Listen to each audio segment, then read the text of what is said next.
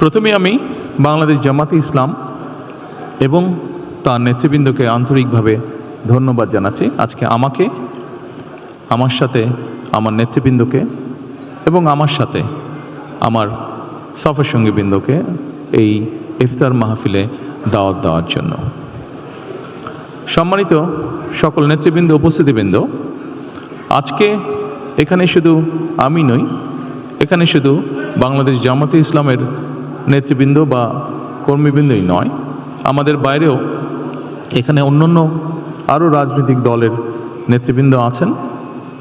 এখানে আরও অন্যান্য সমাজের অন্যান্য বিভিন্ন স্তরের বিভিন্ন সম্মানিত ব্যক্তিবর্গ উপস্থিত আছেন আজকের এই ইফতার মাহফিলে। আজকে আমরা একটি গুরুত্বপূর্ণ সময়ে সকলে এখানে একত্রিত হয়েছি। দেশের একটি গুরুত্বপূর্ণ সময়। কিছুদিন আগে দেশে নির্বাচন হয়েছে। এই নির্বাচনের মাধ্যমে গণতন্ত্রের যাত্রা শুরু হয়েছে।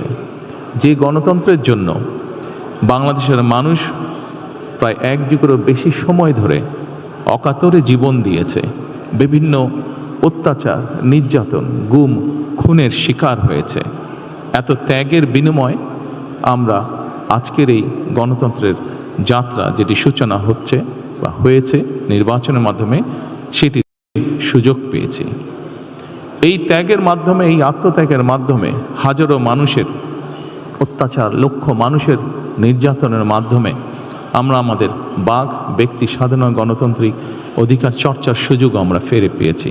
সেজন্যই প্রথমেই আসুন আমরা আল্লাহর দরবারে শুকরিয়া আদায় করি। সম্মানিত উপস্থিতিবৃন্দ, বাংলাদেশের মানুষ আজকে অনেক প্রত্যাশা নিয়ে, অনেক আকাঙ্ক্ষা নিয়ে, অনেক আশা নিয়ে আমাদের সকলের দিকে তাকিয়ে আছে, বিশেষ করে রাজনৈতিক দলগুলোর দিকে তাকিয়ে আছে। আজকে আমাদের এই ইফতার মাহফিলে আসুন আমরা আল্লাহর নামে শপথ গ্রহণ করি যে আমাদের আগামী দিনের কাজগুলো হবে এই দেশের মানুষের ভাগ্য পরিবর্তনের জন্য। আসুন আমরা আল্লাহর দরবারে সেই রহমত চাই যার মাধ্যমে আল্লাহ আমাদেরকে এই দেশের মানুষের ভাগ্য পরিবর্তনের জন্য, এই দেশের ভাগ্য পরিবর্তনের কাজ করার তৌফিক আমাদেরকে আল্লাহ তাআলা দিবেন। পরিশেষে আমি আবারও বাংলাদেশ জামাতে ইসলাম এবং জামাতে ইসলাম নায়েবে আমির শফিক সাহেব সহ সকল নেতৃবৃন্দকে আন্তরিক ধন্যবাদ জানাচ্ছি আজকে এখানে আমাদেরকে দাওয়াত দেওয়ার জন্য। আসসালামু আলাইকুম।